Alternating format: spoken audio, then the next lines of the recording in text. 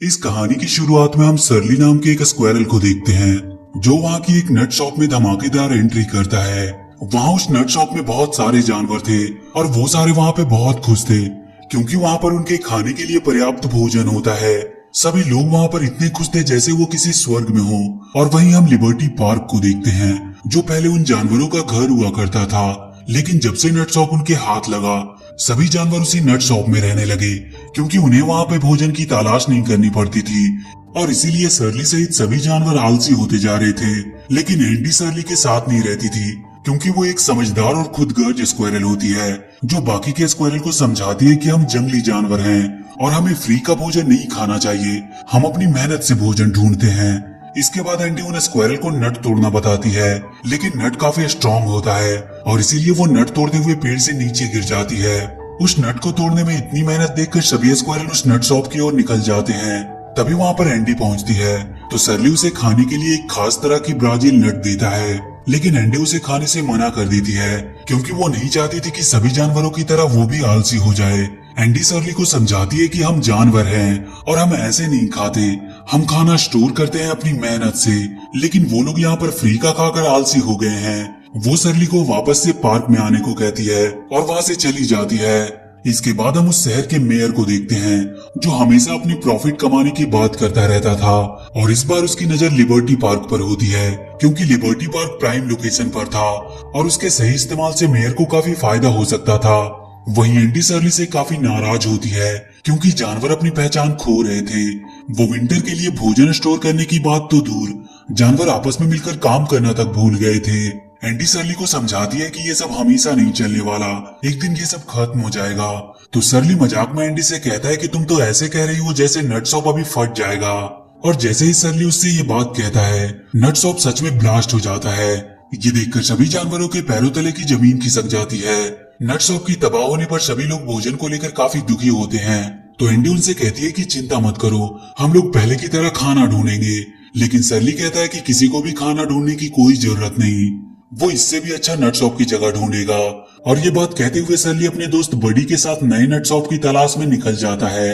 रास्ते में उसका दोस्त बडी उसे एक रेस्टोरेंट दिखाता है जिसे देखकर दोनों काफी खुश होते हैं, लेकिन उन्हें वहाँ कोई भी भोजन नहीं मिलता, बल्कि उन्हें वहाँ पे बहुत सारी मुसीबतों का सामना करना पड़ता है। दोनों थक हार कर पार्क में जाने का डिसाइड करते हैं और अगली सुबह सरली लिबर्टी पार्क पहुँचता है जहाँ सभी जानवर सरली को देखकर काफी खुश होते हैं क्योंकि उन्हें लगता है कि सरली को खाना मिल गया होगा। लेकिन जब उन्हें पता चलता है कि सरली को खाना नहीं मिला तो सभी जानवरों में भगदड़ मच जाती है। तो एंडी उन्हें समझाकर वहीं पार्क में रहने को कहती है। वहीं वो मेयर लिबर्टी पार्क में आता है और मीडिया के सामने लिबर्टी पार्क को मेकओवर करने की बात करता है। वो उस पार्क को बदलकर लिबर्टी लैंड बनाना चाहता था। ये बात सुनकर शर्ली और एंडी काफी दुखी होते हैं और जब वहाँ की एक न्यूज एंकर उस मेयर से जानवरों के बारे में पूछती है तो मेयर उन जानवरों पे ज्यादा ध्यान नहीं देता क्योंकि उसे सिर्फ और सिर्फ अपना प्रॉफिट दिख रहा होता है। और बहुत जल्द वहाँ पे मेकओवर का काम शुरू हो जाता है जिससे उस पार्क के जानवर वहाँ से अपनी जान बचाकर भागने लगते हैं। तो सरली उन जानवरों को रोकता है और उन्हें इंसानों से लड़ने को कहता है ताकि वो लोग अपना घर वापस ले सके। एंडी उन्हें ऐसा करने से मना करती है क्योंकि इंसानों से लड़ना उनके बस की बात नहीं थी। लेकिन सरली की बात सुनकर सभी जानवर इंसानों से लड़ने के लिए तैयार हो जाते हैं और तुरंत सरली वहाँ आ रही काम करने वाली गाड़ी को रोकने के लिए जाता है, पर कोई भी उसकी तरफ ध्यान नहीं देता। और इसी दौरान वो गलती से उस मशीन के नीचे आ जाता है तो वो मौका देखकर उस मशीन की वायर को काटने की कोशिश करता है जिसकी वजह से उसे करंट लग जाती है, लेकिन किसी तरह वो उस मशीन को बर्बाद करने में सफल रहता है। सरली के साथ उसके दोस्त भी वहाँ के एम्प्लॉय को काफी परेशान करते हैं और उनके सारे मशीन्स और उनके हाउस को वो लोग बर्बाद कर देते हैं। वहाँ के जानवरों से परेशान होकर सारे एम्प्लॉय वहाँ से भागने लगते हैं और जब ये बात मेयर को पता चलती है कि पार्क के जानवरों की वजह से उनका काम रुक गया है तो वो काफी गुस्सा होता है और उन जानवरों को सबक सिखाने के लिए वो कोई नई तरकीब सोचता है। इधर पार्क के सभी एम्प्लॉय को भगाकर शर्ली और उसके दोस्त काफी खुश हो रहे थे, लेकिन अभी भी उनके सामने भोजन की सबसे बड़ी समस्या होती है जिस बात से शर्ली काफी दुखी था। लेकिन एंडी उसे समझाती है कि वो सब मिलकर भोजन ढूंढ लेंगे। शर्ली कहीं ना कहीं उस नट शॉप को बहुत मिस कर रहा था। अगली सुबह एंडी सभी को नींद से जगाती है और वहाँ पे उनके नए जीवन की शुरुआत करने को कहती है। जब शर्ली उठता है तो उसे नट की खुशबू आती है और वो उसे लेने के लिए जाता है, लेकिन ये सब इंसानों का बिछाया हुआ एक जाल होता है जिसमें शर्ली फंस जाता है। तो एंडी सभी जानवरों को लेकर शर्ली के पास आती है और उसे निकालने की कोशिश करती है। वहीं मेयर का एक आदमी उस पार्क के सभी जानवरों को कैद करने के लिए बहुत सारे पिंजरे लेकर आता है और मेयर को उन जानवरों को पकड़ने की अपनी तकनीक बताता है। तभी वहाँ पे मेयर की बेटी अपने डॉगी फ्रैंकी के साथ आती है और तभी उसे वो स्क्वायरल दिखाई देता है। तो मेयर की बेटी अपने डॉगी फ्रैंकी को उन्हें पकड़ने के लिए भेजती है। इधर एंडी किसी तरह शर्ली को उस पिंजरे से बाहर निकाल देती है, पर तभी एंडी को एक अजीब सी आवाज सुनाई देती है। ये आवाज किसी और की नहीं बल्कि फ्रैंकी के आने की होती है। और जब वो लोग फ्रैंकी को अपनी ओर आते हुए देखते हैं तो वहाँ से भागने लगते हैं। लेकिन जब फ्रैंकी प्रिंसेस को देखता है तो उसे उससे प्यार हो जाता है और इसी मौके का फायदा उठाकर प्रिंसेस फ्रैंकी को अपनी बातों में उलझाने लगती है। लेकिन तभी वहाँ मेयर की बेटी आ जाती है जो फ्रैंकी के साथ प्रिंसेस को देखकर काफी खुश होती है और उन दोनों को पकड़कर वहाँ से ले जाती है। इस पर शर्ली प्रिंसेस को बचाने के लिए उसके पीछे जाता है, लेकिन तभी वो देखता है कि वहाँ पर बहुत बड़ी बड़ी मशीनें आ रही है जो उस पार्क को तबाह करने के लिए होती है। इसीलिए वो जल्दी से जाकर एंडी को ये बात बताता है। तो एंडी सभी को पार्क से निकलने में उनकी मदद करती है। उधर मेयर अपने आदमियों के द्वारा उस पार्क को पूरी तरह से तबाह करवा देता है। शर्ली के ऊपर अब दो समस्या आ गई थी, प्रिंसेस को उस पागल लड़की से छुड़ाने की और अपने साथियों का ख्याल रखने की। तो एंडी इसमें उसकी मदद करती है। एंडी बाकी के जानवरों के रहने के लिए नए पार्क की तलाश में जाती है और इधर शर्ली और बड़ी प्रिंसेस को बचाने जाते हैं। उधर मेयर की बेटी अपनी बात नहीं मानने पर प्रिंसेस को खाना नहीं देती है। इधर शर्ली जब रास्ते में होता है तो उसे बहुत ही क्यूट सा एक चूहा मिलता है जिसका नाम फिंग होता है, जो सिर्फ देखने में ही प्यारा था, असल में वो काफी खतरनाक होता है। उसे क्यूट शब्द से काफी नफरत होती है। वो पार्क के किसी भी जानवरों को अपने इलाके में नहीं आने देता था, पर शर्ली किसी तरह उसे चकमा देकर वहाँ से भाग निकलता है। उधर एंडी बाकी के जानवरों के साथ नए पार्क में जाती है जो काफी सुंदर होता है। तभी एक बॉल आकर उसके सिर से टकराती है। दरअसल वो पार्क अमीर लोगों के गोल्फ खेलने के लिए होती है, जहाँ पर उन जानवरों के लिए कोई जगह नहीं होती है और उन्हें वहाँ पर काफी मुसीबतों का सामना भी करना पड़ता है। इधर शर्ली को मेयर की कार दिख जाती है तो शर्ली बड़ी के साथ प्रिंसेस को बचाने के लिए मेयर के घर जाता है और मौका देखकर शर्ली प्रिंसेस को पिंजरे से बाहर निकाल देता है। लेकिन जब वो लोग वहाँ से जाने लगते हैं तो शर्ली का एक पैर एक पपेट पे चला जाता है, जिससे मेयर की बेटी को उनके बारे में पता चल जाता है।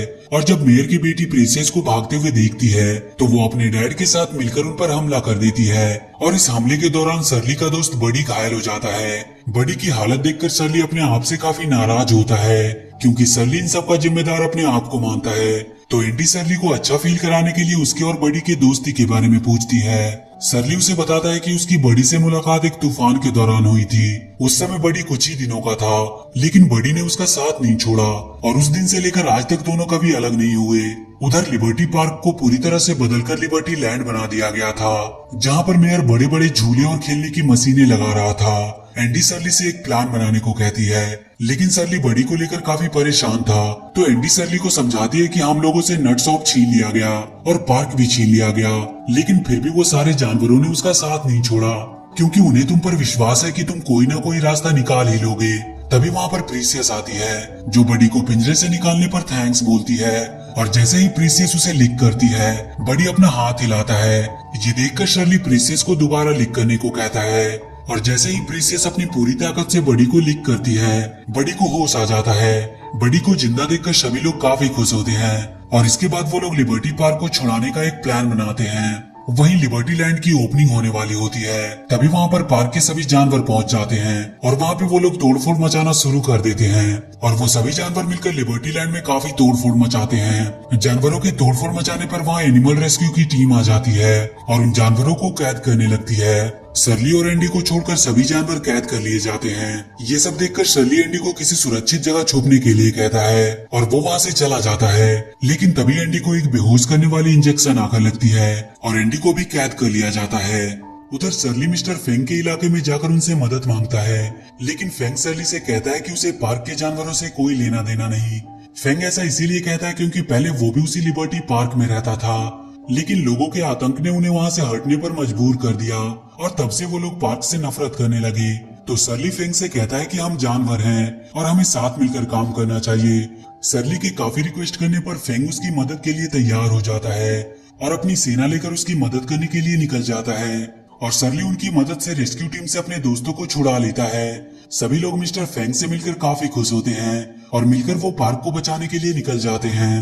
और वो सभी लोग पार्क के झूले और खिलौने को बर्बाद करने लगते हैं। वहीं प्रिंसेस अपने फ्रेंड फ्रैंकी से मिलने के लिए जाती है, जिसे मेयर की बेटी ने बांध रखा होता है। जब फ्रैंकी प्रिंसेस को देखता है तो उस पर गुस्सा होता है, क्योंकि पिछली बार वो फ्रैंकी को अकेला छोड़कर चली गई थी। प्रिंसेस अपनी गलती को मानती है और फ्रैंकी से सॉरी कहती है। फ्रैंकी भी उसे माफ कर देता है और दोनों में फिर से दोस्ती हो जाती है। पर तभी एक एम्प्लॉय फ्रैंकी पर तीर से वार करता है, लेकिन प्रिंसेस उसे बचा लेती है। और जब दोबारा वो एम्प्लॉय उन पर तीर चलाने जाता है तो सरली और एंडी मिलकर उसे काफी परेशान कर देते हैं, जिसकी वजह से उस एम्प्लॉय के हाथों मेयर की बेटी को तीर लग जाती है और तीर लगने की वजह से वो वहीं बेहोश हो जाती है। वो सारे चूहे मिलकर रेस्क्यू टीम को वहां से मार भगाते हैं। वहां पर पुलिस भी आ जाती है, जो वहां के शोर शराबे और प्रदूषण को देखकर कहता है कि जो भी यहाँ का इंचार्ज है वो जरूर जेल जाएगा। ये सब बातें मेयर सुन रहा होता है और मौका पाकर वहां से भागने लगता है, पर सरली उसका पीछा करता है, लेकिन वो उस तक पहुंच नहीं पाता। तो उसका दोस्त बड़ी उसे लेकर एक ट्रेन पे जाता है और उसकी मदद से सरली को मेयर के पास पहुंचा देता है। सरली वहां पे मेयर को काफी परेशान करता है और उसे ऊपर से नीचे गिरा देता है, लेकिन मेयर एक सेफ जगह पे गिरता है, जिससे उसकी जान बच जाती है। लेकिन तभी वहां उस पर वो चूहे हमला कर देते हैं और जैसे ही मेयर वहां से बचकर भागने की कोशिश करता है, वहां पर पुलिस आ जाती है और मेयर को गिरफ्तार कर लेती है और उस लिबर्टी लैंड को भी बंद कर दिया जाता है। इस बात से सभी जानवर काफी खुश होते हैं और वो वहां के सभी चीजों को बर्बाद कर देते हैं और धीरे धीरे उस लिबर्टी लैंड का नामो निशान मिट जाता है और एक बार फिर से वहां पर पार्क बन जाता है, जहां पर सभी जानवर मिलकर एक साथ बड़े ही खुशी से रहने लगते हैं। और इसी के साथ ये मूवी यहीं पर खत्म हो जाती है। तो वीडियो अगर अच्छी लगी हो तो please do like and share the video and please subscribe to my channel and press that bell icon.